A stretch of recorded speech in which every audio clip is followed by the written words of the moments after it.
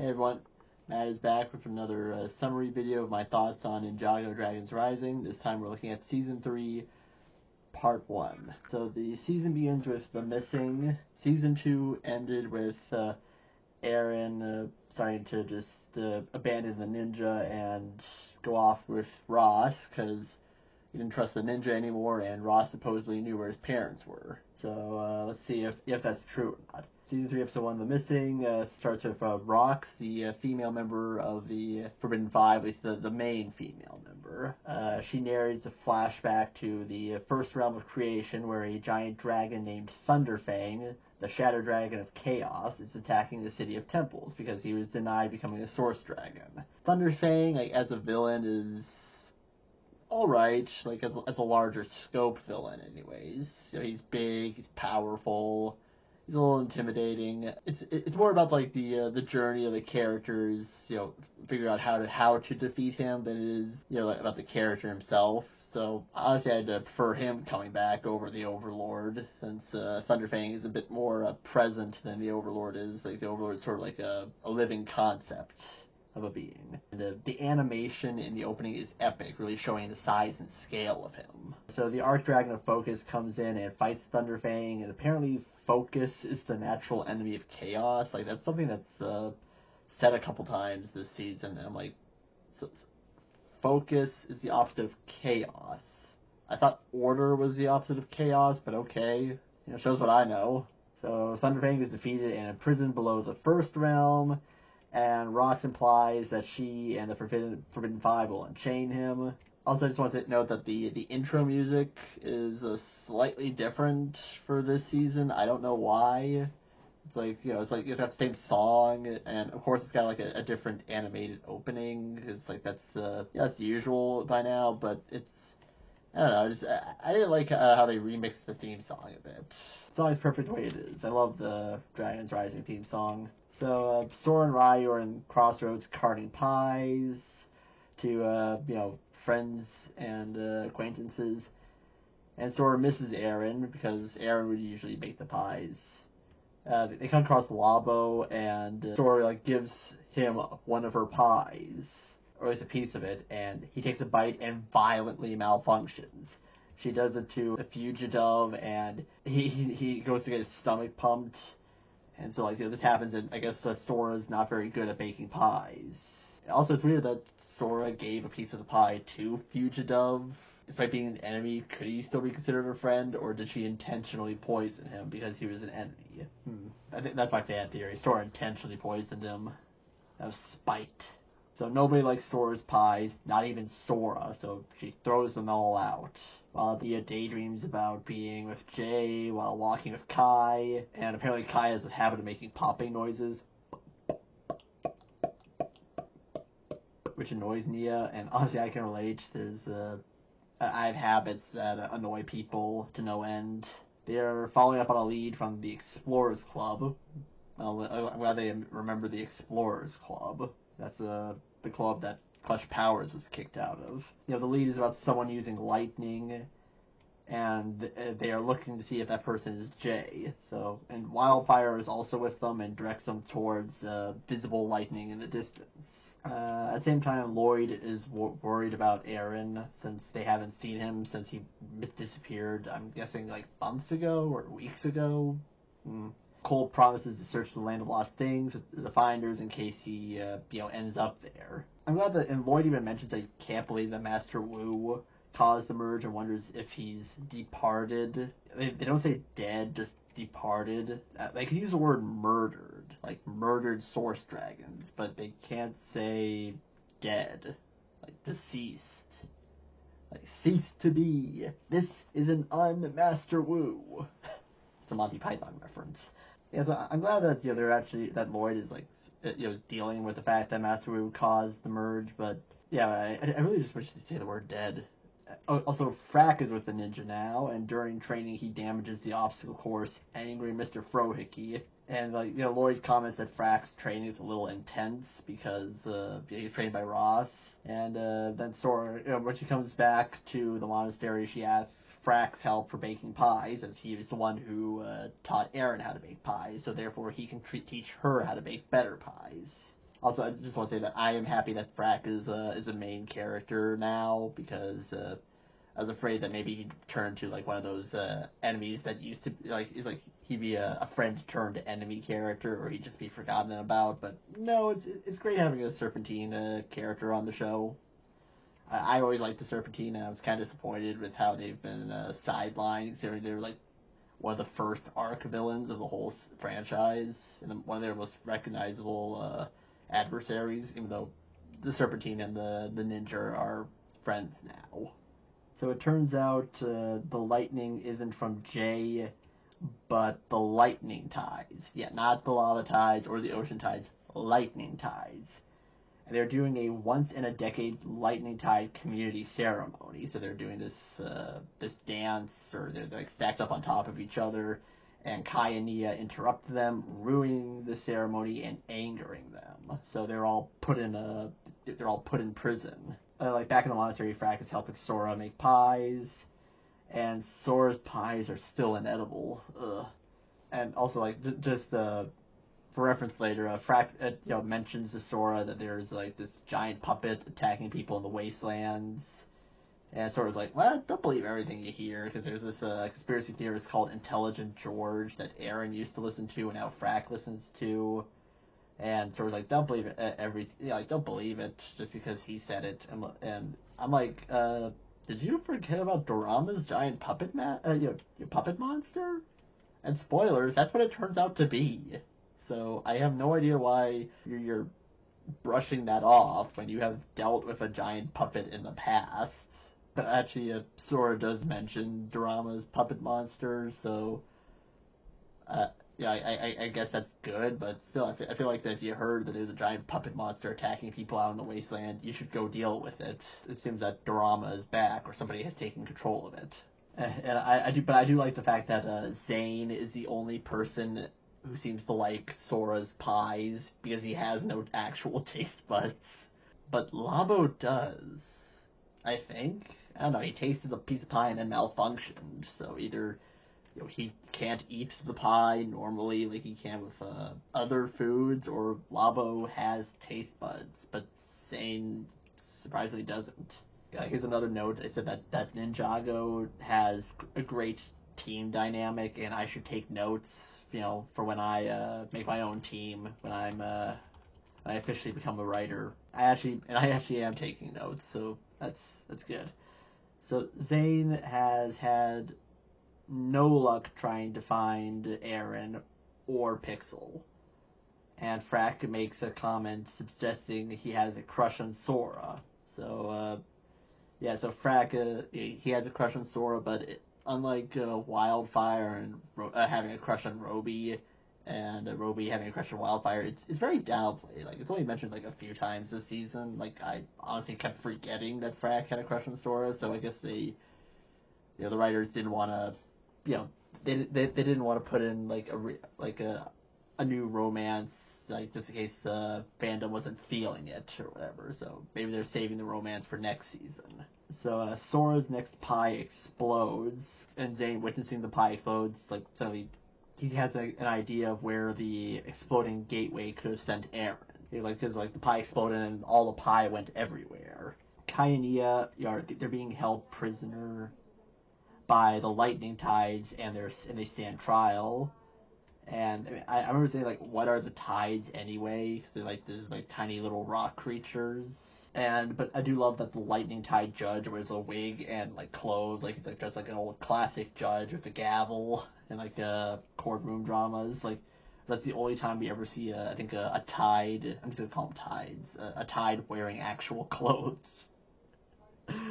So Nia tries reasoning with lightning tides, but then Kai breaks them out, only for the lightning tides to use bend stones to depower Kai and put him back in his cell. So whoops, like Nia was actually starting to get to them, and then Kai ruined everything, which is something that Wildfire would have done if she and Kai were together. So it's kind of funny that when Kai's with Nia, he's the irresponsible one, but when Kai's with Wildfire, suddenly he's the responsible one.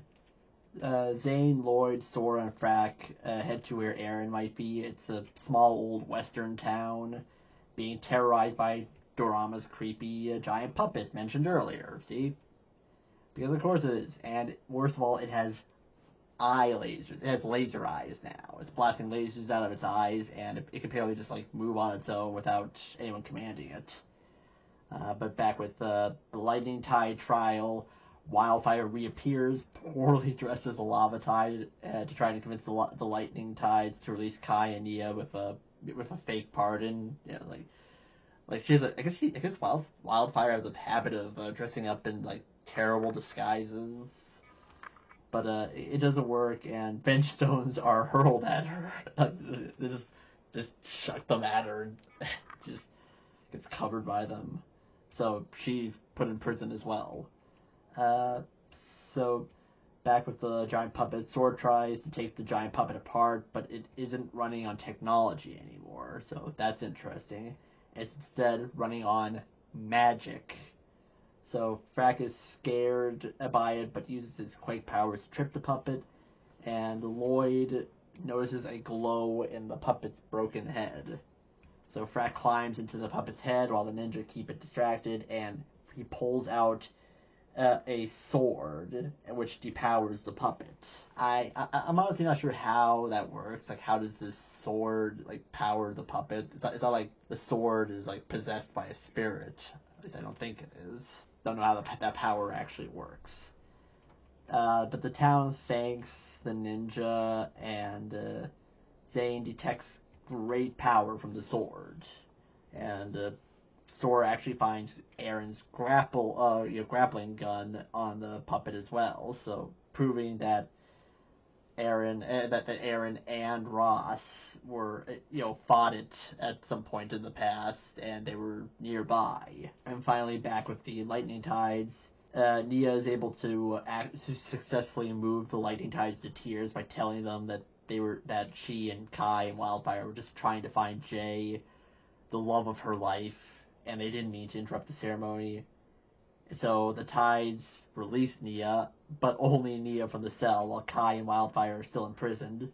So Nia takes a page out of Kai's book and breaks them out. Then the Lightning Tides put up wanted posters for the trio as revenge. Remember when a Lava Tide ate some of Wildfire's like heat blasts and grew huge?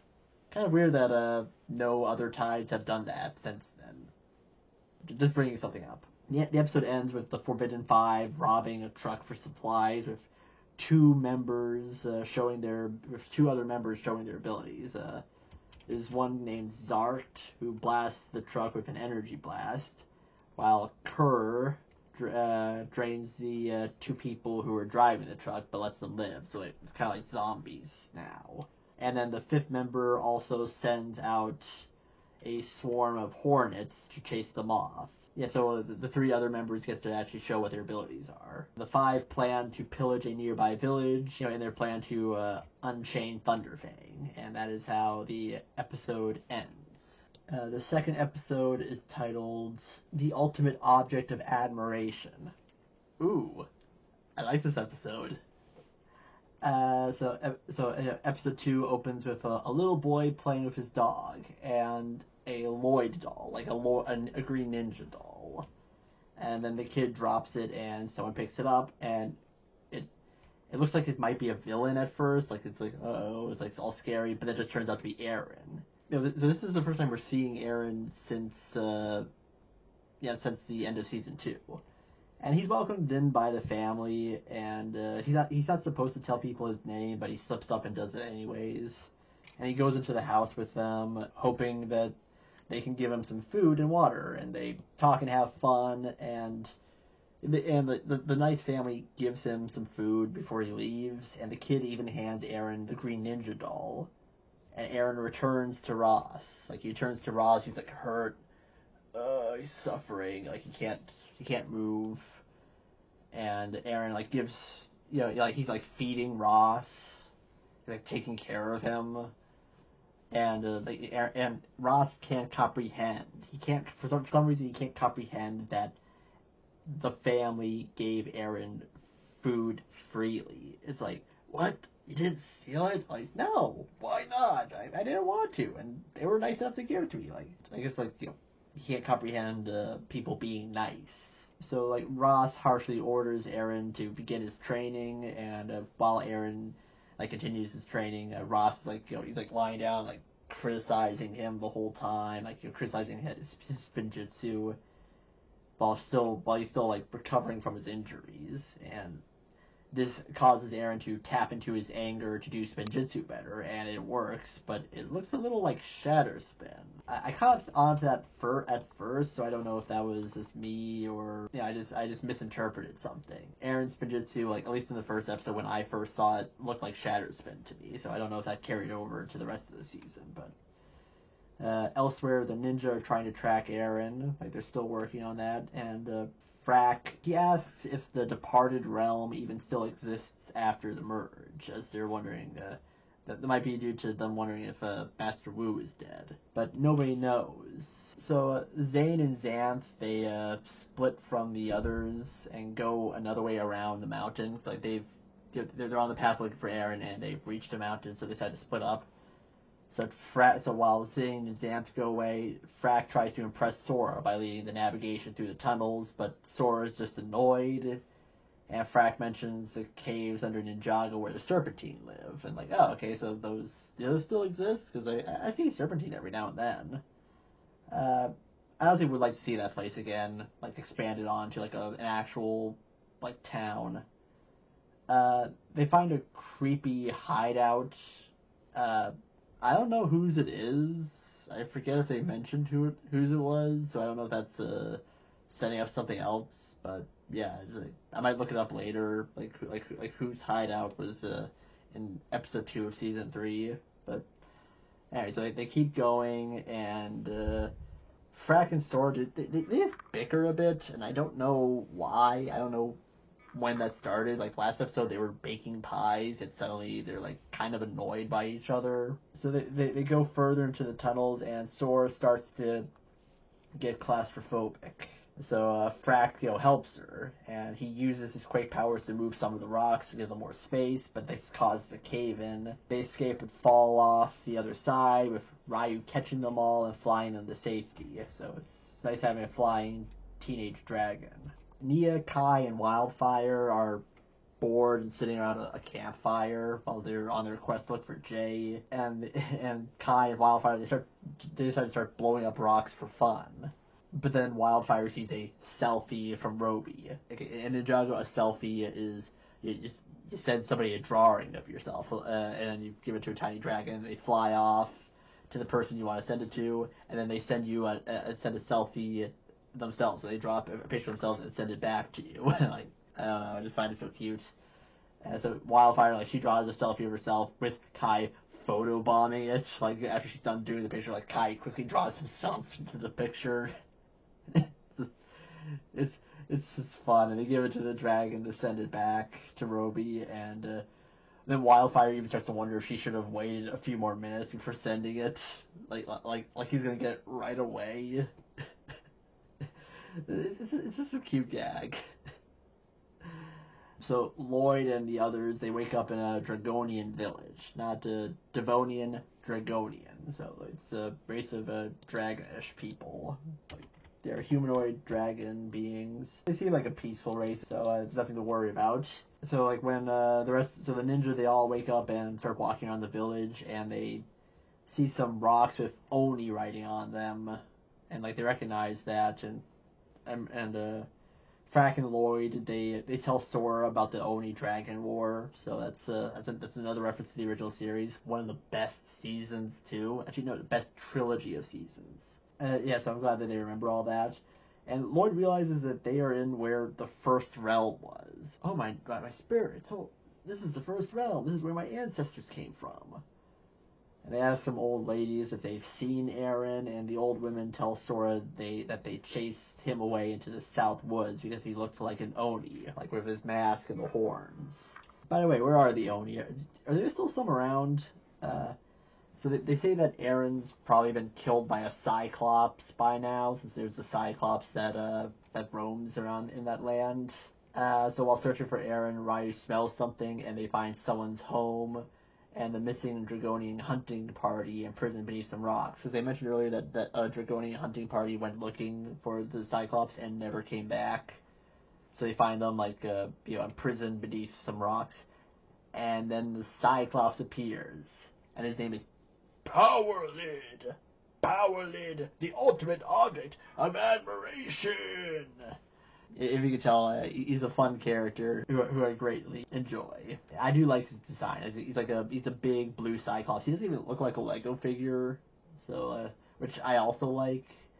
And the ninja fight him, and Lloyd's Spinjitzu is, Lloyd does Spinjitzu, and it seems like way more powerful in the first realm than it is, in the normal Crossroads. There's a funny bit where Frack thinks standing still will save them because Cyclopses supposedly don't have depth perception, but that turns out to be wrong, and Power Lid is actually offended by the stereotype, like, hey, that's not true at all. But Sora is able to distract Power Lid by tricking him into picking up the giant rock, keeping the Draconians captive. And the effort to lift it up quickly tires him out, and he drops the rock on his head, knocking him out unconscious. And then a mysterious winged person steals some of Power Lid's treasure. Someone flies down, takes some treasure, and then leaves. And they're like, "What was that?" But they don't mind it too much. So the Draconians direct the ninja where they think Aaron went, and Sora and Frack, they decide to apologize and make up. And I'm like, good, because I felt like the conflict in this episode was a little forced. I don't know. I guess Sora thought that Frack was mansplaining to her or something. I don't know. She was annoyed that Frack took the lead. Maybe it's because he's the rookie and she's more experienced, so she didn't like the fact that Frack thought that he could do better than her for some reason. I don't know. Like I said, I struggle to think of why they were fighting for a bit. So the episode ends with Aaron dragging Roz, who promises to keep his word to help find his parents. And so he's dragging him to this place, but Roz's injuries are too severe for them to go where they need to go, and he says that they need to go to the Spectral Lands. Hey, remember when Frack said he wasn't sure if the Parted Realm still existed? Well, the Spectral Lands answers that. But Episode 3, the Spectral Lands. Okay, so Episode 3 shows that Aaron still has the Green Ninja doll with him, which brings back some happy flashbacks involving pies with the ninja. So, I guess he still, he doesn't hate the ninja as much as he might have initially said he did. And so Aaron just trains by destroying some rock piles and tries transferring his Spinjitzus to one of the rocks, but it doesn't work, and Ross criticizes Aaron for having a clouded mind. He can't focus enough to transfer his power to the rock. And Aaron, he defends the ninja to Ross, but Ross doesn't really consider them heroes. There's no such thing as heroes. And Ross blames the ninja for the merge, while Aaron just blames Master Wu. So he never hated the ninja for the merge, just Master Wu. So Aaron continues his journey with Ross, before Ross dies of his injuries. Elsewhere, Kai, Nia, and Wildfire are, asking around for Jay. Nia once again calls Jay the love of her life. This might be the first time that she said it, but it stuck with me so much that I've said it, in previous videos. It's sweet. Oh, they really do love each other. So Kai comes up with a very strange plan to try to attract Jay to them. Because Labo, he recently opened an arcade which has Jay's favorite video game, Gallimorph X Post. And Jay has a high score in. He's got this super high score in. So Kai thinks that if he beats Gallimorph X Post, Jay might come back to reclaim it and beat Kai's high score, which is kind of weird. So it's does Jay have the biggest high score of all time? Is that it? Because like I said, it's a game in an arcade, so it would have a different wouldn't it have a different high scores? But I don't know. Maybe I don't know enough about arcade games, or maybe this arcade game is like, can be played anywhere. Like the game can be played in any arcade, and it's like the universal high score. But Nia obviously thinks the plan is stupid because Jay has amnesia and wouldn't remember having the high score in the game. But Kai thinks Jay will just like feel it, like he'll feel it in his soul. And Wildfire, she says that she hates video games because she only played educational video games growing up. Oh no. If she only thinks that video games are for education, she is going to be in for quite a surprise. Aaron and Ross make it to the Spectral Lands, which are like dark and spooky.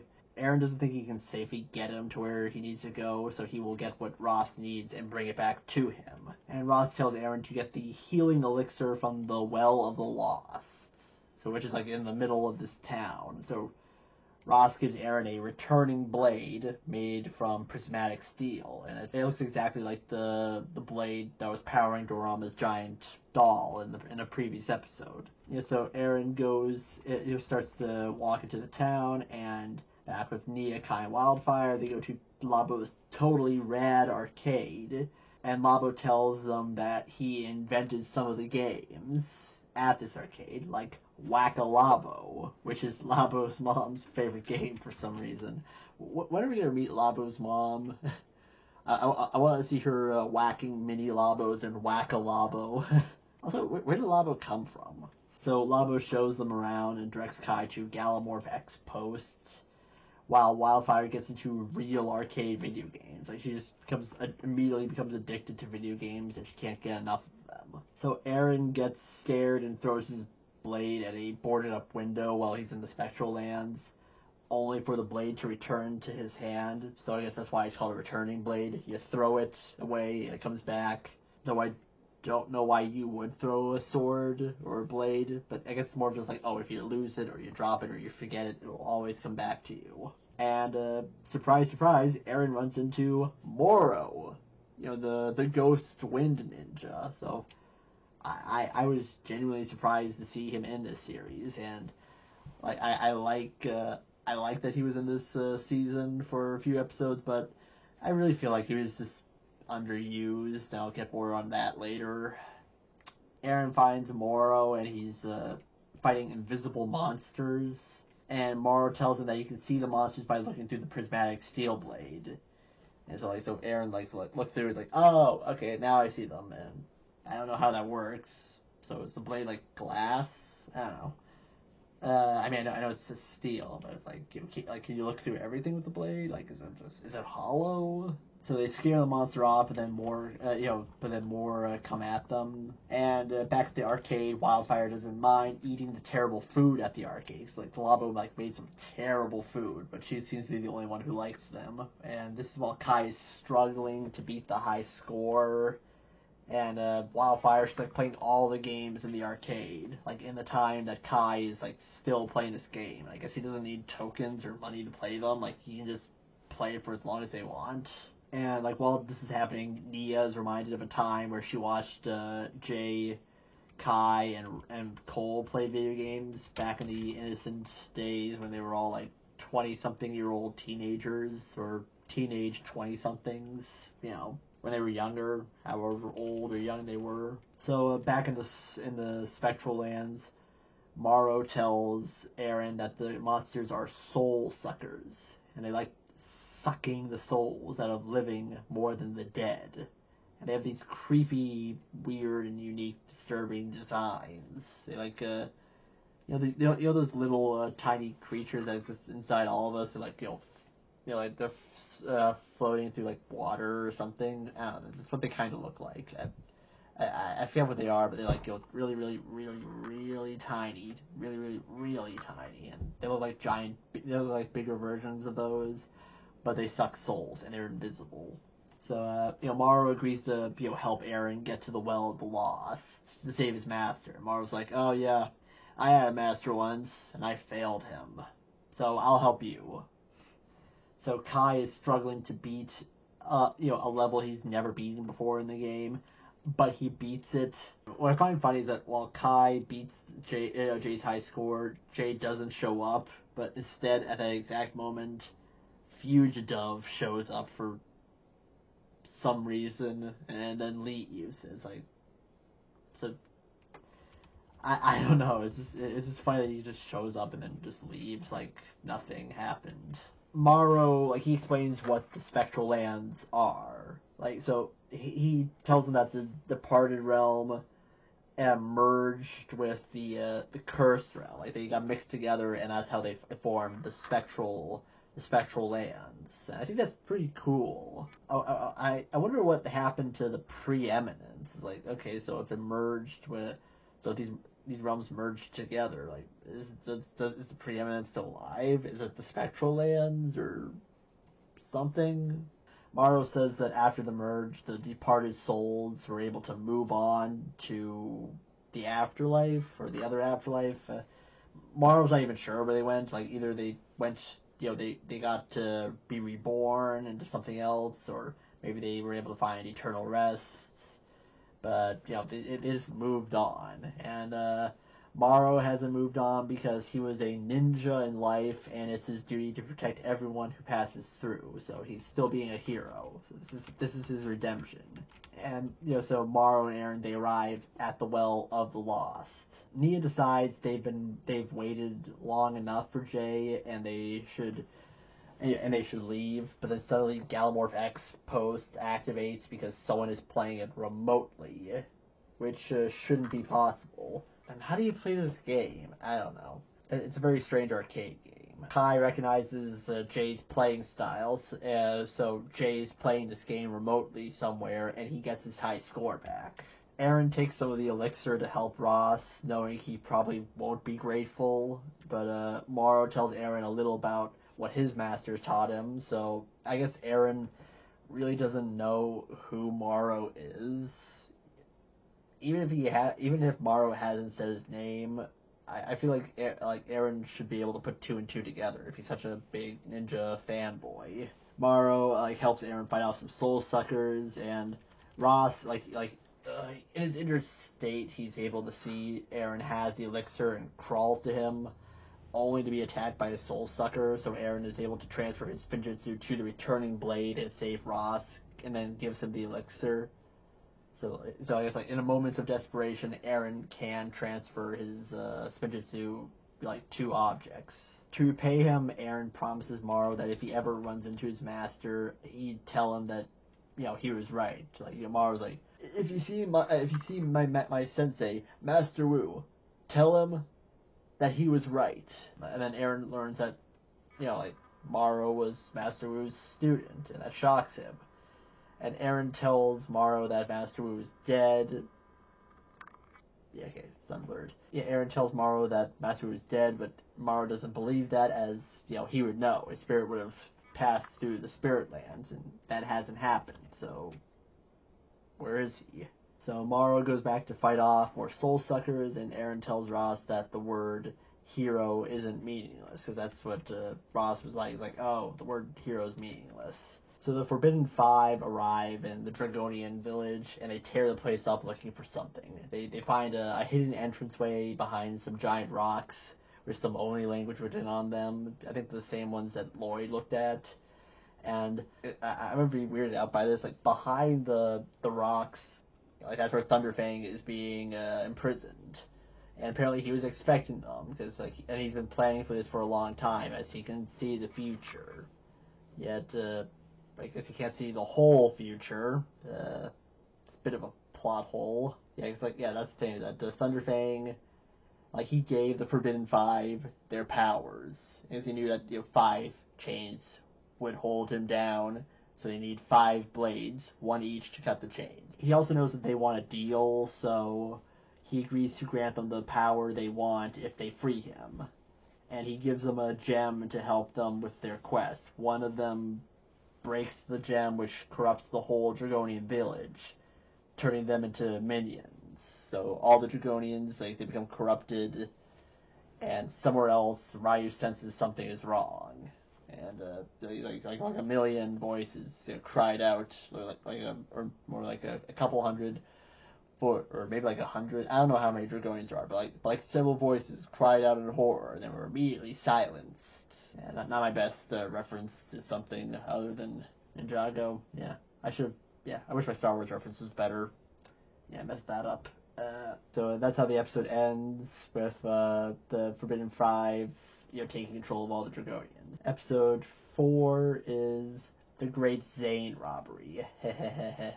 It's like the Great Train Robbery. So Sora and Frack, they compare their gi colors before they stop and make camp. So I thought that was cool, but Sora really misses Aaron and wonders how Zane can stand losing Pixel for so long. So because she can't stand to not know where Aaron is. And the fact that they have mentioned Pixel so much this season leads me to believe that she must be appearing soon. Come on. And at first I was wondering if she was the masked winged stranger who stole the treasure, since she was Samurai X for a little bit, but no, she's not the winged stranger. And so Zane, who is sort of somewhere else with Xanth, he's scanning for Aaron in a valley when Xanth befriends a bird, and Zane thinks that that's weird, even though he used to have a bird friend.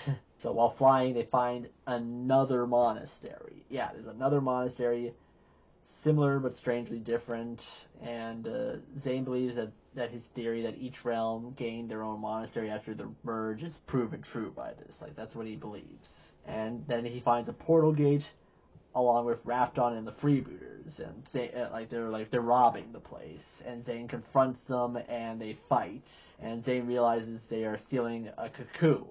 One of the things that they're stealing is a giant cocoon, very similar to the one that he was found in. So he quietly comes to the conclusion that maybe Pixel is in that cocoon. So so him and Xanth, they fly after them after they go on this train, and Zane's able to jump on and get inside. Zane sees that the freebooters have stolen a lot of stuff, including the disco toaster. Yeah, the disco toaster is back again. That thing really gets around. And they also stole a prismatic blade, one of the blades that the Forbidden Five are looking for. So Zane finds the cocoon and opens it up, revealing Pixel, and he's so happy, and I think he hugs her, and it's so nice to see these two robots who are in love with each other find each other again. So the masked winged person, the mysterious masked winged person, meets with the Merlopian guy, Fijulian, and he gives him the treasure in exchange for money. So he stole the treasure from Powerlid. The mysterious stranger. This mysterious stranger whose identity the show wants to keep hidden. He sounds a lot like Jay with a voice filter, so I'm just gonna go out on a limb and say he's Jay. He even wears blue. Yeah, he dresses like Ronin, like they're trying to trick you into thinking that this person is Ronin wherever he is. Where's Ronin? So the Merlopian gives Jay. I'm just gonna call him Jay. Okay, it's so obviously Jay. Why be coy about it? So Fijulian gives Jay information on someone else who requires his services, and I'm gonna keep it quiet for a little bit. So Pixel, back with her and Zane, she doesn't remember anything that happened after the merge, which is confirmed to have happened years ago. Yeah, so I think we already knew that, but so Zane catches Pixel up to speed. While doing this, he does impressions of Aaron, Sora, and Ryu and Wildfire's voices for some reason. Like he can perfectly mimic them, and that's kind of creepy. But unfortunately, their really sweet reunion is ruined by Rapton. Zane and Pixel, they fight Rapton and his freebooters together. I always wonder, does Pixel count as a ninja, or is she still considered Samurai X? Because I think she's both. But while they're fighting, Noct arrives on the train with some transformed Draconians, and I remember Zane he does an imitation of his voice to Pixel as well. And I wonder why he keeps doing this ability. This is something I don't think he's ever done before in the past. Noct goes into the train looking for the blade, and Zane and Pixel go in to stop him. That's it. Zane imitated Noct's voice. Yeah, that's the voice I meant. Sorry. And Noct and the Draconians and Raptor and the freebooters fight, and I guess Zane and Pixel decide to help him. And Zane grabs the blade and fights Noct, but Pixel later gets the blade as the fight moves to the top of the train, and Noct eventually grabs the blade before sabotaging the train and escaping. So Zane plugs himself into the train to stop it, short-circuiting himself in the process. And before he passes out, Zane warns Pixel about the Forbidden Five, and Rox and some Draconians attack. They next attack the Ocean Village, looking for a blade. The one that that some Merlopians and humans were living peacefully together. So so they attack, and she finds it lodged inside of a rock. So now they have two blades, and the ninja don't even know what's going on. So episode 5 is titled "I Alone Can Save Them." Not sure what that refers to yet. I forget what the reference is.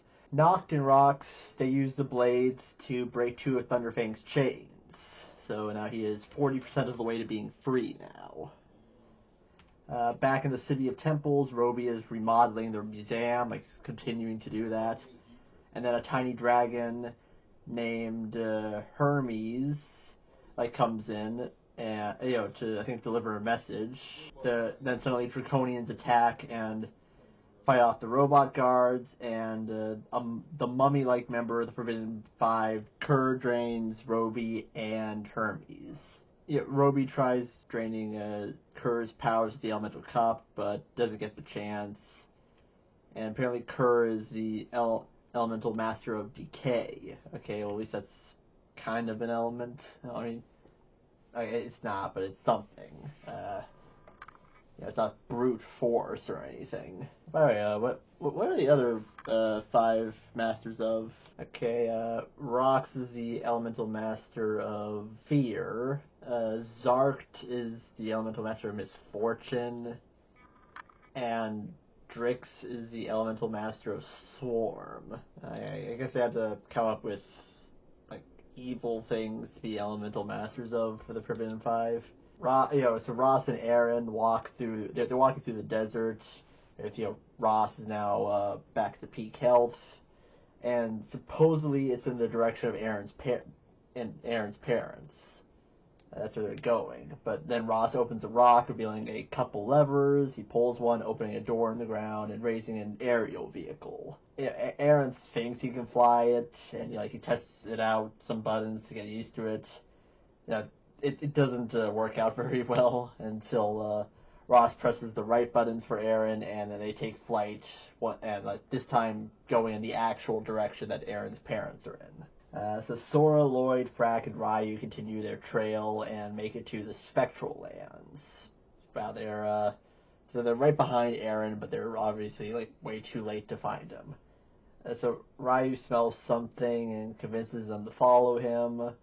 And then back with Rapton, he watches a commercial of him. He's watching a commercial of himself on his tablet, asking people to join his freebooters. So there's commercials of saying hey, want to become a mercenary? Just call here. It's I guess you can show anything on TV in Ninjago.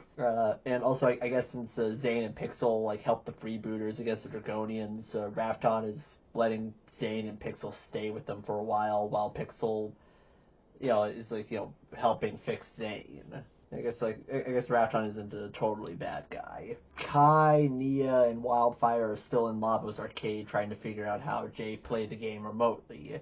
And Wildfire sees a tiny dragon message saying the City of Temples was attacked and that Robbery is hurt. So that's where they go next. Back with Aaron and Ross, they fly over the Ocean City that was, attacked by the Draconians. And Aaron sees that it's in trouble, but Ross doesn't want Aaron to be distracted. He's like, no. Don't you want to see your parents again? Don't be distracted by other people's problems. And that actually convinces Aaron to ignore them. So they just fly past them, and that surprised me. It's wow, that's pretty unlike Aaron. Sora, Lloyd, and Frack, they're following Ryu through a desert, and he warns them about some corrupted Draconians, including Tyr. Tyr is Tyr was the leader of the Draconian village and befriended Lloyd, after saving them. a green member of the Forbidden Five is looking for a blade in this desert. Zart is the green member of the Forbidden Five. While they're hiding, Tyr, he senses that Frack has he has one of the blades, and so the Draconians discover the ninja, and the ninja have to fight them. Yeah, prismatic blade. That's what Frack has. And then back at the monastery, Frohiki tells Kai, Nia, and Wildfire directions of how to use the portal gate and bring them to the City of Temples. And Nia notices a new portal gate is active.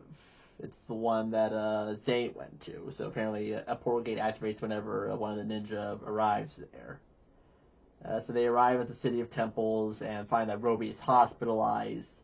The dragon Hermes is also drained, but alive in the hospital as well. Robbery regrets not caring about old lore, from his history, as it would have been pretty useful by now. So Robbery gives the ninja a book of history that helps them figure out what the Forbidden Five are doing, and maybe even save him because he's dying. So Sora, Lloyd, Frack, and Ryu continue to fight the Dragonians, with Sora attempting and failing to do Spinjitzu again. Lloyd's able to do Rising Dragon technique on the Green Forbidden Five guy, Shatter Spin, so I always love it when I see Rising Dragon technique versus Shatter Spin. So Lloyd is able to take the blade back from Zart. Luckily, Xanth and Pixel arrive to help, and Lloyd, hugs Pixel upon seeing her again. And then Zane arrives with an Iron Man upgrade. Like he's become his own mech suit. And I'm like, wow, so is that permanent? And I don't think it is, but it's a really cool design for him. Yeah, and also during the fight, I remember Frack tells Sora we never should have followed Ryu. I'm like, what do you mean? Ryu's not dumb. I get that Frack doesn't know Ryu, but these are bad guys that you needed to find. The Forbidden Five are a real threat. You found one of them, so this is pretty important. So they all the heroes, now that they've driven Zarked and the Dragonians off, they've retreated. They catch up on why the Forbidden Five want the blades. Back with Rox, she disciplines Zark for his failings, while Kerr comes back with her blade, which is broken and looks completely different from the others. Yeah, it's the blade that Zeatrix used on Lloyd. Now I don't know why it looked completely different from the other blades, but I guess because it was a blade that might as well reuse it. The creators of the show said that. Why not? Rox says they need a wish magic to fix the blade, and luckily there's still one Jin still around, Ericor. So I'm happy because I've been waiting for that guy to come back. So back with Aaron and Ross, they arrive on an island where Aaron's parents are. He finds a bunch of gravestones on this island, 2 of them with Aaron's parents' names on them. So Aaron he realizes that his parents are dead. And Ross tells him that he can fix their deaths by reversing the merge, and that which would restore them to life. And that's how episode 5 ends. Episode 6 is Fallen Wishes. Jay, I'm still calling him Jay, meets with the person who needs his services, who turns out to be Zeatrix, looking for revenge on Ross. Yeah, she wants to pay Jay to bring her Ross, so I guess she can kill him herself. So Ericor is, he's on this small island in the sky. It's it's reformed Ninjago, or at least a starting point for the reformation of Ninjago.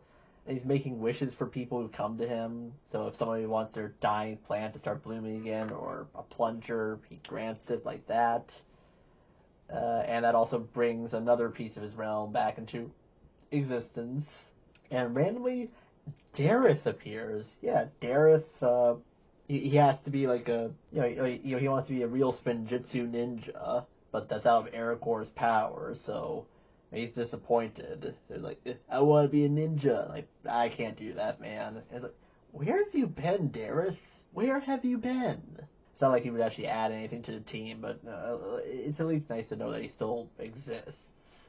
Also, Aracor says that he doesn't grant it because not only is it out of his power, but he also doesn't think it's a good idea. And then Rox and the Forbidden Five attacks. So Rox wants Aracor to fix the broken blade, but he refuses because he knows what it is and what they want with it. Back with the ninja, Kai is looking through the book that Robbery gave him, but hasn't found anything yet. Nia looks through it and finds the prismatic steel immediately. And they learn about Thunderfang and conclude that the Forbidden Five want to release him. So they agree to warn the other ninja.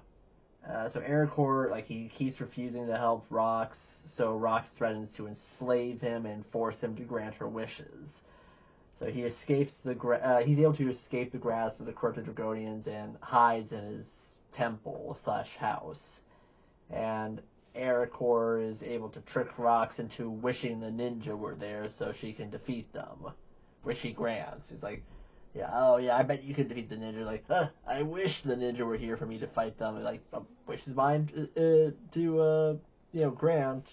I know that's not what he actually says, but it's close. So Sora, Ryu, and Nia are transported to Aracor's location and help him. And these are the only three ninja that Aracor knows, funny enough. So of course it's not going to be Kai or Zane or whatever. Aaron continues his training with Ross.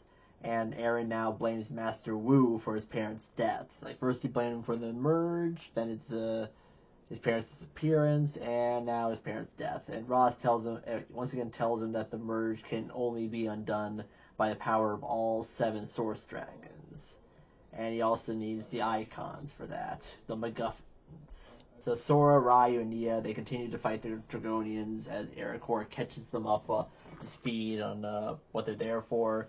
So Sora first tries wishing Rox and the Draconians away, but that's too much for power for Aracor at the moment.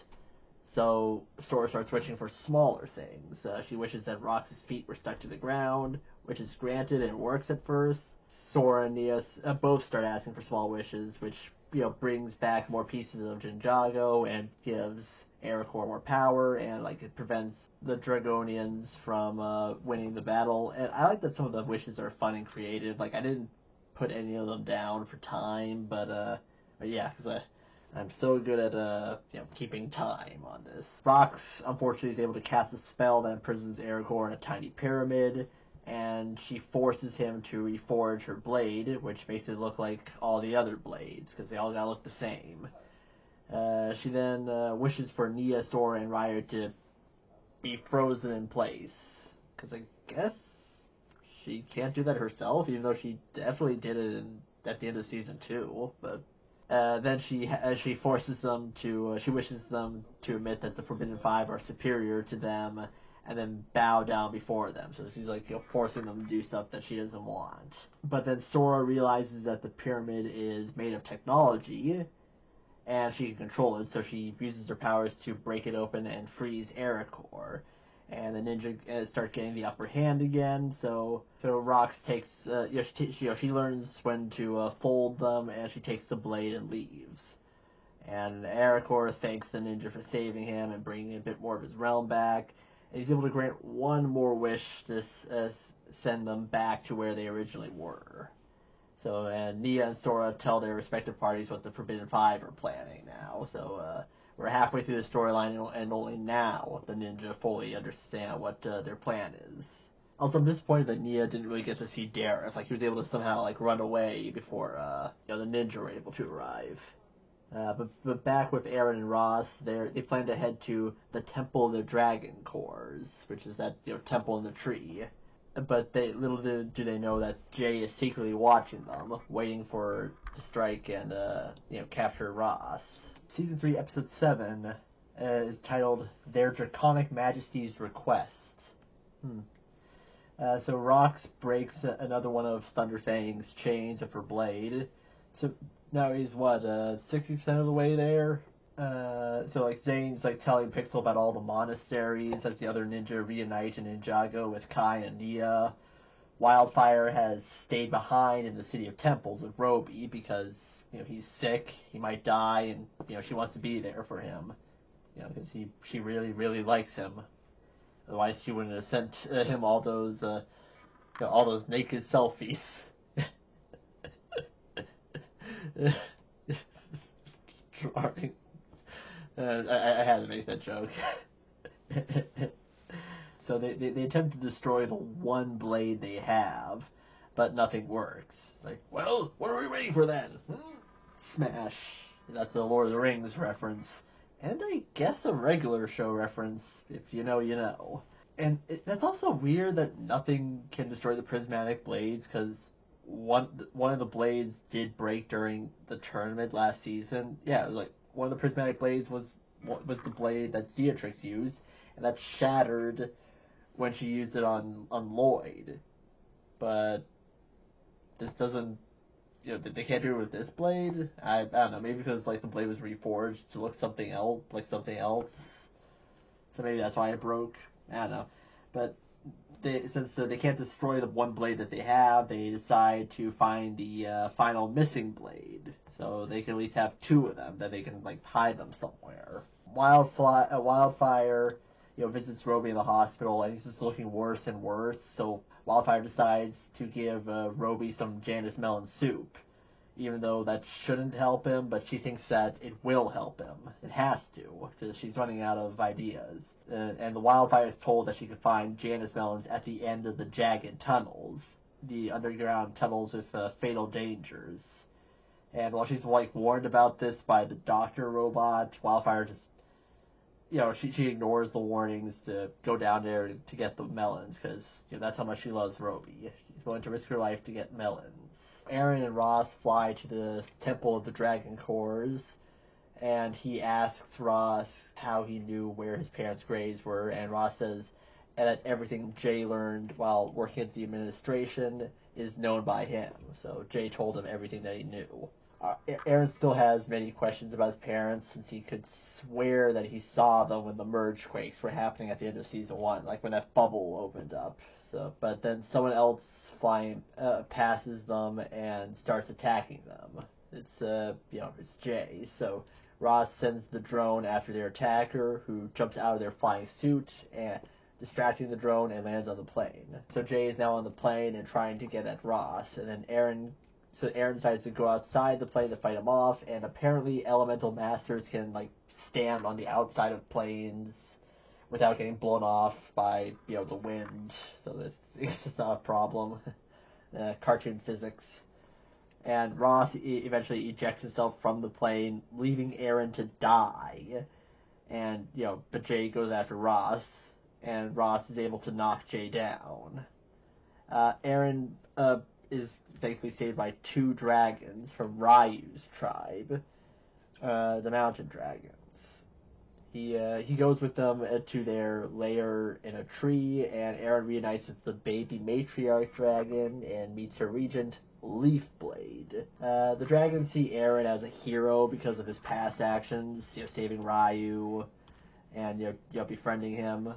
So of course they trust Aaron immediately, not knowing that he's with Roz, who hunted dragons. So Aaron asks for their help in finding his teacher, not naming Ross, but thinks it might be but he starts realizing that it might be a bad idea, but it's too late. They're like, oh, we'll help you anyways. They're like, okay. So Aaron flies on Leafblade's back, and he finds Ross. Aaron hopes that nobody recognizes who Ross is. So they find Jay's flight suit, but no Jay. And Aaron tries politely getting rid of Leafblade at Ross's request, but Leafblade wants to take them to the Temple of the Dragon Core. So, that's extra. Now Ross is starting to get worried that Leafblade is going to recognize who he is. But so back with some of the other ninjas, Zane and Pixel put a device on their prismatic blade to help them locate the final prismatic blade. So it's detecting where there's another one nearby. And they make a promise to each other to explore the merged lands together after the Forbidden Five have been defeated. So they're basically going to go on a little romantic getaway. So it's so cute. Wildfire, she's flying through the jagged tunnels to find the Janus melons, and she flies past falling rocks, acid fountains, and tentacles until she gets all to find and take the melons. And she succeeds, and she flies through all that stuff again to get back. Aaron and Ross are taken by Leafblade to the Temple of Dragon Cores, and they comment on a statue of the first Spinjitzu Master, which Ross breaks the statue to lure out the spirit. So Ross, he doesn't respect the past at all, so he's like, okay, I want to speak to the spirit, breaks, important history. So Ross asks the spirit if there is a way to gather Source Dragon icons without gathering elemental powers, since he kind of needed that last season. And the spirit says there is, but that knowledge is only for the descendants of the first Spinjitzu Master. So Ross shows the spirit his giant hammer, which is almost as powerful as a Dragon Core, and uses it to hurt the spirit, so he's torturing him. And the spirit, is forced to tell him that what he is looking for is the Forge of the Forgotten, located in the Underworld in the Casket of Bones. Okay, so the Underworld still exists. It's been a while since I've even thought about the Underworld. That was all the way back in the Ninjago made-for-TV movie. So Ross lets the spirit go, and the spirit leaves, but not before calling Ross and Aaron villains. You two are villains, which, much to Aaron's shock, I'm not a villain, but you're not a villain, Aaron, but you're associated with a villain. So Ross gets Aaron to admit that he'll do anything to get his parents back. It's wouldn't you do anything to get your parents back? Yeah, I would. Yeah. So that's kind of what is similar between Ross and Aaron, is that Ross will do anything to undo the merge, and Aaron will supposedly do anything to bring his parents back. But there's got to be a line that Aaron will not cross. So that's got to be what makes them different. So they leave the temple only to be confronted by dragons who want to arrest Ross for his crime. So yes, the dragons recognize Ross. And Aaron tries to convince them to let them go, but they refuse. So Aaron uses Jay's wing pack, his jetpack with wings, or whatever you call it. Yeah, I guess I'll call it a wing pack, to grab Ross and take him and escape from the dragons. And the dragons chase after them, but Aaron and Ross get away. So back with Wildfire, she makes the soup for Robbery and gives it to him, but it doesn't do anything to improve his health. And Wildfire is sad because she can't do anything to help him. The melon soup would help dragons, but it can't help a human, well, especially when they've been drained. So Aaron cares about what people think of him, but Ross doesn't. That's the biggest difference between Ross and Aaron. And then the episode ends with the ninja arriving, having tracked the prismatic blade in Aaron and Ross's possession. And this is the first time they're meeting the whole season. Episode 8 of Season 3 is called Crashing Together. And we have a flashback to a Serpentine putting up a missing person flyer on a post in the middle of a part of the crossroads. And we see young Sora passing by it while on the run, from Imperium. While she's on the run, she's having flashbacks to her time in Imperium that led her to run away from her home, just to catch anybody up who didn't see it before. While she's doing this, she sees a Serpentine playing a flute that makes a woman come out of a trash can, which is just so weird. The problem is that Sora is hungry and can't pay for food, so she steals a Merlopian fruit, and then the Merlopian's like, "Hey, anyone who wants free food, catch that girl!" And so, so she runs away and literally runs into a young Aaron. So this is obviously how they met each other, and so he helps her hide, and even offers her a pie afterwards, and that pie is the start of a beautiful, long-lasting friendship, sort of long-lasting. So flash forward to the present, where Sora, Frack, and the ninja confront Aaron and Ross, and the ninja are shocked to learn that Aaron is with Ross by choice, because they just assumed that Ross had kidnapped Aaron. And the episode goes back and forth between the present and the past, because it's a very the episode it centers very much on Eren and Sora's relationship. So in a flashback, Sora gets some kitty headphones from the junkyard and escapes from some dogs. And she's much happier now than she was before. And Eren is testing out the grapple guns Sora made for him. So that's the origin of the grapple gun. Of course, Sora would make that for him. And Sora also fixes Eren a proper oven to bake his pies in, but then the oven explodes and Sora runs away in a panic, thinking Eren hates her now because she messed up. But that couldn't be farther from the truth. Moving back to the present, get used to that. It's go back to the present, go back to the past. It actually does flashbacks better than some of the other episodes. In the present, the ninja argue with Ross over Eren, like two parents struggling over custody almost. And Zane detects the last blade with Ross and Eren, and Sora explains that the Forbidden Five are after it. Then a giant branch falls near them for some reason. Seriously, they're in the middle of talking, and a giant branch comes down. And my theory is that Jay caused the branch to fall down. Frack, in anger, tries to attack Ross as a way to help Eren, not wanting his best friend to be manipulated by him, but Eren uses Spinjitzu to counterattack him, throwing Frack back. So that was a moment that shocked me. Eren attacked his old best friend to defend Ross. And then Jay flies down and captures Ross when Eren isn't looking. So then the ninja go after Ross. He has the blade with him. And then back to a flashback. Two skeletons plan to kidnap Sora, but and while Eren is looking for her, Sora gets distracted by an adorable little kitty cat, and it's I'm thinking oh, why isn't that their pet? And then it turns out the kitty cat is working for the skeletons. It was luring Sora into a cage, and they plan for her to work in the mines. I guess the underworld mines. So Eren sees the skeletons taking Sora and runs after them. In the meantime, in the present, Eren and the ninja chase after Jay and Roz.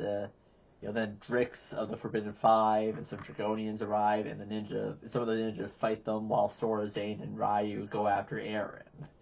So Zane and Ryu fight off some Draconians, and during the fight with Drix, Pixel saves Frack from falling to his death. And at this point, I was able to get a good look at the new outfits for the ninja and this season, and I like that it's the more technological aesthetic of them. It's nothing too futuristic, yet it looks cool and practical. And also, if they're gonna keep using mechs, then I guess they need to kind of look futuristic. And during the fight, they realize that Drix can turn into bugs, which makes sense since I think Drix is the elemental master of Swarm. Okay, sure. Yeah, it's really gross how Drix can just transform into bugs like that, and as a result, nobody can touch him. And Drix is able to take the blade from Lloyd and knocks the ninja off this giant branch, so they're all hanging onto smaller branches, and he flies off. And back to the flashback story, and Eren is able to take some shortcuts to catch up with the truck using the grappling gun to sneak onto it. And I noticed that maybe I was just seeing things, but I could have sworn that I noticed that Sora was wearing her gauntlet under her sweater because she has a golden arm, and a lot of people were thinking oh, she's got a prosthetic, but it's been confirmed that no, it's a gauntlet. But people are no, that doesn't make any sense. It's got to be a prosthetic. And in any case, if it is a gauntlet, why is she wearing a sweater over it? But whatever. Are we sure that's not a robot hand? So Eren clarifies to Sora while saving her that he wasn't angry at her and still wants to be friends with her. So he saves Sora from the kitty cat and one of the skeletons, and they escape. And then in the present, Eren is able to cut Ross free using one of Jay's electrical weapons, and Eren fights Jay while Ross is fighting a Draconian. And then Sora uses her technology powers to malfunction Jay's suit, causing him to fly off. And during this time, there are cuts back and forth to the flashback of when Eren and Sora were younger, as Sora is like saving Eren from falling to his death. I thought like that was a very emotionally powerful scene, and they're able to use the grappling hook and take hands in the past and the present. So it's so like that's where it all connects. Yeah, so I really like that. And then Eren tells Sora that his parents are dead. Like when they're hanging there together, holding each other's hands platonically, of course. Yeah, so he reveals that his parents are dead, and she hugs him while Ross watches, like disapproving of any sort of intimacy. It's like, no, you can't hug people. That's a sign of weakness. And then Ross is attacked by Drix, who takes the final blade, as well as Ross. And Zane knows that there is nothing to stop the Forbidden Five now from freeing Thunderfang. So yeah, that's probably my favorite episode this season, or at least this half of the season, because it really focused on Eren and Sora's friendship. Okay, so episode 9 of season 3 is called Chaos Unchained. So Thunderfang, deep within his prison, he detects that Drix has the final 2 prismatic blades, and he can't wait for him to be released from his prison. Elsewhere, Eren tells the rest of the ninja that his parents are dead, so he can be cool. Like, he can finally be cool like Batman. So Lloyd asks what happened to them, and Eren still blames Master Wu for his parents' deaths. And notice he didn't. I don't believe he answered him. Like, he doesn't really know exactly how they died. It's like, oh, they died because of the merge. Because I guess a lot of people probably died because of the merge, right? I don't know. There was never any real death count. So Eren agrees to help the ninja stop the Forbidden Five because, the world's gonna end. Lloyd figures out a way to defeat Drix. He's gonna defeat Drix through the monastery. So Robbery won't be alive for much longer back in the City of Temples, much to Wildfire's horror. She doesn't want to lose the love of her life.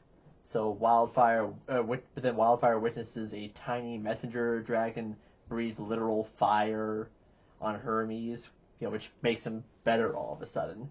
And this gives Wildfire the hope that Robey still has a chance. I don't know why Messenger Dragon Fire, saved Hermes. Maybe it's because it gave him some energy back. Back in the monastery, Frohiki is joyfully cleaning the lair, and then after finishing, the ninja fly in, making a mess of everything again. And then once the ninja get off, they start walking across the floor, they start slipping on how slippery the floor is. It's because of how much Frohiki polished it. And so after some funny hijinks, the ninja are able to get some supplies. And Frohiki is honestly perfectly fine, getting back to work and cleaning up the new mess. But in his room, Eren sees the bench that they used to sit on. That was on his front porch, and which reminds him of his parents. And then Sora and Eren have a talk where Sora tries to apologize, but Eren apologizes instead for how he reacted to Sora telling him the truth last season. And Eren still has a lot of self-doubt, but Sora makes Eren feel better about himself, admitting that she's not perfect at anything she does. So, why should Eren? Zane and Lloyd and Pixel make a gizmo that will increase the power of the portal gate so they and their vehicles can all go through the First Realm Monastery, and it works. So they're able to burst through the First Realm Monastery portal gate, and and they're heading towards Thunderfang. Also, Sora apparently built gliders for some of the ninja who didn't have vehicles. Now, Wildfire thinks using her heat powers will help cure Robey, and the Doctor Robot doesn't think so. But they're running out of options, so he's gonna die anyway. So what do they have to lose? The ninja get ready to cut off Drix before he can free Thunderfang. That's what Lloyd meant. Meant when they can beat Drix through the monasteries. That they can use the monastery's portal gates to get to the location where Drix does and cut him off before using the final blade on Thunderfang, freeing him. So they're getting ready to ambush Drix, and Eren and Frack talk, and Frack apologizes to Eren about telling him that Ross was a great teacher when he wasn't. And Frack asks Aaron if Ross can make Aaron a better ninja than Lloyd. It's like, Aaron's like, oh no, he is a great teacher. Like, he taught me Spinjitzu. We're like, well, can he teach you how to be a better ninja than Lloyd? And Aaron's like, I don't know if he says anything, but yeah, I think that really made Aaron realize, like, oh no, he cannot make me a better ninja. No. Like, just the opposite. So Drix arrives, and the ninja attack him and the Draconians. Wildfire uses her powers on Robbery, and he wakes up healthy again, so it works. And with Robbery fine now, Wildfire, takes a mech and a flying vehicle and goes off to join the ninja in their fight against Thunderfang and Forbidden Five. So as the ninja attack Drix just as he's about to enter the center of this big storm that's developing, with Thunderfang about to be released, like there's this huge storm that's forming. Yeah, like a lot of the ninja, especially Kai, they notice like how awesome their Spinjitzu looks, because once again, because of the first realm, the first land gives them extra power. But and while it looks like the ninja have the upper hand, like Drix sends one of his bugs out to warn the other members of the Forbidden Five. So the Forbidden Five, they join the fight, and then suddenly things get a lot more complicated. Yeah, so the blade keeps changing hands during this fight. Yeah, during this fight, Noct frees Ross, because Ross is being held captive, and he gives him his mallet so they can have a fair fight. He's like, okay, you and me, mano y mano. During the big fight and the blade trade-off, Aaron ends up having both, the final blades, and he plans to head to the monastery with them, but then he sees that Ross is in trouble, so Aaron goes to help Ross fight Noct while carrying both prismatic blades. But Rox attacks him and takes the blades and goes to free Thunderfang. So the Forbidden Five also join at the eye of the storm. So the storm's swirling around them, and the ninja, they try to stop the five, but they get swept up into the storm. So they're being swirled around, and Sora actually combines Pixel and her vehicle with Zane, so because this once again a cool set piece, because as a way to she does this as a way to help them survive the storm. And then the last of the chains are cut, and Thunderfang is freed and goes back on his word immediately to give the Forbidden Five powers, and instead he drains them of the powers they already have. And he also I think he also takes their souls as well. And that's how the episode ends, with Thunderfang getting a little bit of a power-up from the Forbidden Five. Episode 10 of Season 3 of Ninjago Dragon's Rising is called the Shatter Dragon. Mecha Zane tries to catch all the ninja, but fails. This is while they're still in the eye of the storm. But then Wildfire comes in and is able to help Zane save them all. So, this is a pretty intense scene, because you don't know... I guess you assume everyone's gonna survive, but it's you don't know what's gonna be the outcome of Thunderfang getting released. So Wildfire and Zane are able to get everyone out of the storm, but Ryu is nearly killed, only saved in the nick of time by Sora. He almost gets impaled on these rocks, and then Thunderfang comes right out of the ground. So at the monastery, Frohiki notices the terrible storm, as does Cole and Geo, who head to gather up the finders. And Cole's not with the ninja again. Come on, they really need you, man. But no, he doesn't join the final battle. And also the agents of the administration, they notice the storm. It's sort of like that scene in the X-Men Phoenix Saga comic where all these different superheroes in the Marvel universe they sense Phoenix's powers, like Spider-Man's spider sense starts going crazy and he doesn't know why. Whoa, what's happening? That's what comes to mind. The ninja having no plan, just attack Thunderfang straight from the front, and at first they have very little effect on him. And during the fight, Aaron once again saves Ross from Jay, before fighting some Draconians. Like, so Jay is still dedicated to trying to capture Roz. The scale of the fight with Thunderfang is like so epic. Like, every hit the ninja have on him, Thunderfang is able to dish back like 100 times worse. And, you know, Kai, Nia, and Lloyd even do a triple Rising Dragon technique together.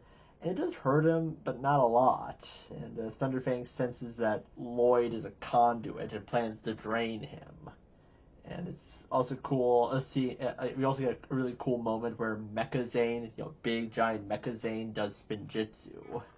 It's like, okay, that's cool. Yeah, so the ninja, like, they're throwing everything they have at him, and it's only causing some boo-boos. And, you know, then we cut to the city of temples, and Robbery notices the evil storm. Yeah, so he comments on it, and he's like, oh, yeah, good luck to them. And back to the land of lost things. Apparently Fritz, you know, the human finder's kid, or human-looking finder's kid, he can turn to a bird, and I did not know that, and I guess he's like from that ice realm, so that's cool. At least that's also referenced. So like all the finders, they flee for cover, you know, to get away from the storm, because the storm is spreading throughout the lands. So Nia is able to get Jay to help her with some Draconians. It's like, hey, if you don't help us, like, we're all going to die. So Nia and Jay, they fight together for a bit, and that's nice, even though like Jay doesn't particularly care. And Wildfire is knocked out of the air and is hurt by Thunderfang, so, you know, Kai takes over like her mech for her. Like he gets right in her mech and like starts fighting Thunderfang in it. And like at some point during the fight, like 2 Draconians are seemingly crushed by a rock that's caused by Frack's quake powers. I thought, like, are they dead? Because they're corrupted. They're not evil, but yeah, I guess they're all right, because I think, like, you know, 2 Draconians are seen, like, you know, getting up afterwards. I'm like, are those the same ones? I don't know. Best not to think about it. And, you know, one thing that the fight reminded me of is that it's almost like a Lego video game boss fight. You know, with all the different areas with different characters fighting. And, you know, like, all the different ways that they're trying to hurt Thunderfang. It's just, I don't know, it just reminds me of some boss fights in LEGO video games. So then, like, during the fight, Jay uses his lightning powers and makes a bad pun, revealing to Nia that he's actually, you know, Big Shocker Jay. Yeah, I actually forgot that he hadn't actually revealed his identity yet, because I kept calling him Jay. I'm sorry, it was just so obvious. Like, why keep it a secret? They barely kept it a secret. If that. So who else would that mysterious masked person be if not Jay? You know, it would have been a cool twist if the bounty hunter wasn't Jay, you know, with a ponytail. He was actually Jay's twin brother, because yeah, that was I think like that was a scrap idea for the Unagami season, was that Jay was going to find out that he had a brother that he never met. So, like, you know, him having a secret twin brother out there, like, that would have been cool.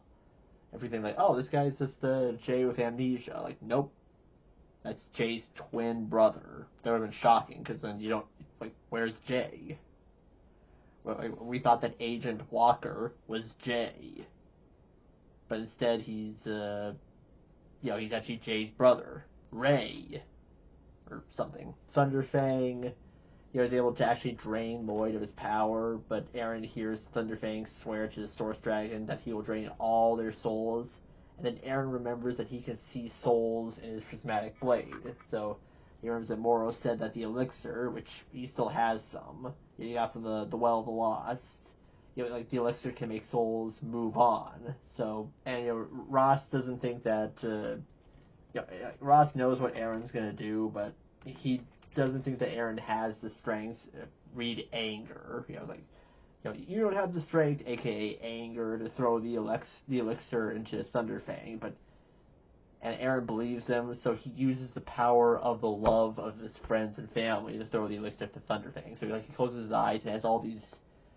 beautiful memories of the people he loves and cares about, and he uses the power that gives him to help, transfer his power of Spinjitzu into the object and then throws it. So he throws the elixir at Thunderfang and successfully transfers the Spinjitzu to it, as well. So he's able to successfully transfer this Fujitsu. And, so it hits Thunderfang, and it causes Thunderfang to start turning to stone, and all the souls start leaving him. So I was like, oh, it's only just a little bit of elixir, but just touching Thunderfang, it was like, that was enough for all the souls that possessed him to start moving on. So, like, Thunderfang is defeated, and his stone body just disintegrates. And the souls of the Forbidden Five do something to him, or they at least, like, they leave his body or something. I was wondering, like, oh, did they cause him to disintegrate? Because what we see in the second half of the season suggests that I guess they didn't do something to him. Maybe he did something to the souls. Anyway, so the Dragonians, like, return to normal now that Thunderfang is dead and the Forbidden Five are dead. And Lloyd awakens. So he wakes up, he's fine. He's fine again, and the storm clears out. Everyone joins together for a group hug, much to Ross's annoyance. Like, ugh, teamwork. I was wondering, like, why did Lloyd wake up? Like, if his powers were drained, if his soul was drained from Thunderfang, like, why did it go? I guess maybe he didn't, like, really die like normally, so maybe, like, he could still, like, come back to life like some other people. So, and, like, in another cute moment, Roby, like, looks out, off his balcony or his window, and, like, sees that the storm is gone, and he thanks Wildfire for saving the world along with the other ninja. So it's like you did great. I knew you could do it with Wildfire. Oh, and the other ninja. And Cole and the Finders come out of their hiding because Cole did not participate at all in the final battle. It's like, like Wildfire, like, she got to Thunderfang as quickly as she could. You did nothing, Cole. Come on. Disappointed. So the Dragonians apologize for their actions, though the ninja know that they weren't themselves. Like, oh, you weren't evil, you just corrupted. And everyone thanks Aaron, who shows humility and thinks the ninja deserve praise, as he, kind of caused a lot of the bad stuff that happened. So yeah, Aaron's like, oh, no. The ninja were the ones who really saved the day. It's kind of my fault for some of it. Aaron goes back to Roz, like after all that, he decides, like, he wants to go back to Roz because he still wants to undo the merge. This time Sora goes with him because, she doesn't want to be apart from Aaron any longer. And Lloyd lets them go because, part of being a good teacher is, like, knowing when your students don't need you anymore, or knowing when to let your students go. So Nia finds Jay hurt under some rocks, and Jay unmasks, he officially unmasks, and the ninja realizes he's Jay, and he still doesn't remember them and doesn't want to go with them, but, since his leg is really hurt, he goes with them anyways. Like, I don't want to be with you. Oh, never mind, help me. And, so upon their return, Frohiki greets the ninja, but Lloyd doesn't feel like their win was a win. But then he learns that a lot of people came to the monastery to celebrate, because, he didn't feel like it was a win because, Aaron and Sora are gone. Since, so many of their friends, came to celebrate the ninja's victory, so that makes him, feel a lot better. And Nicole even tries reuniting with Jay, but Jay, rejects him. Oh, don't try to hug me, you weirdo. Yeah, thanks for no help, Cole. So, and, Jay, he overhears from Lloyd that Aaron wants to bring his parents back to life, but Jay says that, he's like, what? That kid's parents are dead? And which surprises everyone. Wait, what? And Jay says that, he knows where Aaron's parents were reassigned. And, the place where they are is really weird. That's what he says, it's really weird. So, apparently, Ross lied to Aaron about his parents being dead. Big shocker. Season 3, Part 1 ends with Morrow in the Spectral Lands, greeting a new departed soul. A new departed soul arrives in the Spectral Lands, and he greets him. And he starts to promise to protect this soul until they want to move on. But then the spirit turns out to be Thunderfang. And Thunderfang immediately sucks the souls of all the soul suckers in the Spectral Lands, and then consumes Morrow. And I'm like, what? Because, we didn't even get to... Morrow didn't even get to meet with the other ninja. So yeah, that's gonna be a huge problem because Thunderfang isn't completely defeated yet. Season 3 of Ninjago is pretty good. Not as good as Season 2 or Season 1, so I think it's like... Season 1 was really good, and Season 2, in my opinion, was great. Season 3 is very good. Like, it's like I said, it's not my favorite season. So I feel like the Forbidden Five is kind of wasted in Season 3, Part 1. Like, I feel like they could have... they really should have been the main villains of their own season. Instead, they're following Thunderfang, who's like a character I don't think has been mentioned before. And then there's Thunderfang. He spends the majority of Season 3, Part 1, like, trapped. And so we really get to see much of him. Like, he's like, he's a pretty intimidating guy and everything. Like, but it's like I don't know, he's a generic Doomsday guy. So like I said, I find his design really cool, and I thought the epic, the final battle was really satisfying. But as a character, like I wasn't like too excited to see that he's back again, like immediately, but a spirit this time. And I would have been more excited if it was the Forbidden Five who actually were the ones who came back and became the villains of the second half. So while the villains were a disappointment, I was satisfied with the character arcs for the characters, especially Ross and Aaron's storyline. I really like that. So Aaron got a lot of cool character development, and he's going to continue to get some cool character development. I loved Pixel coming back. I like that Jay is back on the team. Lloyd is once again still learning how to be a leader. An ongoing theme in this series is gaining confidence in yourself. Just don't let your self-doubts control you. So I think that's very inspiring for someone like me, as I've said before. This show really does inspire me in plenty of ways. I think that's all my thoughts on Season 3, Part 1. So will Season 3, Part 2 be an improvement? Well, you'll have to wait for my next video to find out. So, Matt out.